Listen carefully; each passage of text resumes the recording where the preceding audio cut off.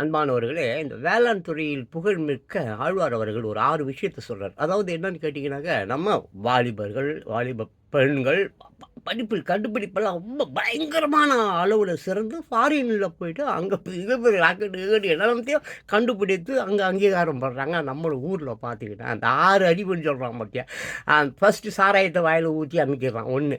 2வது வந்து இந்த தொலைக்காட்சி பெட்டி ஏதோ டிவி சீரியல், மயிரில் போட்டு அடைச்சி விட்டுறான். 3வது வந்து கோயில் திருவிழான்னு சொல்லி ரோட்லலாம் கோயிலை கட்டி பப்ளிக்காக நாசம் பண்ணுறான்.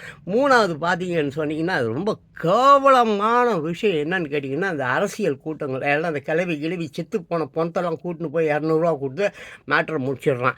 நான் அப்போ ஆமாம், அதுக்கு அடுத்தது பார்த்தீங்கன்னு சொன்னால் அந்த ஓட்டு நம்ம ஓட்டு போட்டுட்டா அதோட நம்ம வாழ்க்கை சூப்பராக ஆகிடுதுன்னு சொல்லிட்டு இந்த கம்நாட்டி குவார்டருக்கும் பிரியாணிக்கும் ஓட்டை போட்டு தேச துரோகியாக மாறி போகிறான். அப்புறம் பள்ளி கல்லூரிகள் அந்த இருக்கு பார்த்தீங்களா, ஐயோ கஞ்சா தண்ணி பொண்ணு கிண்ணுன்னு மோசமாக போச்சு.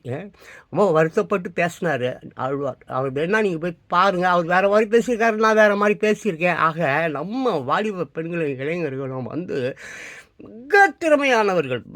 அவர்கள் கண்டுபிடிக்கக்கூடிய விஷயங்கள் எல்லாம் நம்ம நாட்டுக்கு பயன்பட்டால் நம்ம நாடு அமெரிக்கா இல்லை, அமெரிக்காவுக்கு அப்பாட்டக்கராக மாறிடும். ஆனால் இவன் மாற்ற மாட்டான். இந்த அரசாங்கம் வந்து இவனை அடிமையாக கொத்தடிமையாக படிப்பறிவு இல்லாமல் சாராயத்தை ஊற்றி கோயில் மயிர் அந்த சாமி ஒரு மயிரையும் பிடுங்க போகிறதில்ல. ஏற்கனவே லட்சக்கணக்கான பிச்சைக்காரன் அங்கேயே தூங்கி அங்கேயே எழுந்திரிக்கான், அவனுக்கே சோறு போடாத சாமி. இப்படி அப்புறம் தேர்தல் கூட்டம் ஓட்டு மயிருன்னு சொல்லி மக்களை, என் பிள்ளைகளை, என் வாலிப பெண்களையும் சிறு பிள்ளைகளையும் நாசம் பண்ணுற இந்த அரசாங்கம், இந்த இந்தியா, இந்த இந்தியா 2026 எல்லாம் காலியாக போயிடும்பா. 2026 இவங்களுக்கு கிளைமாக்ஸு, புரியுதா?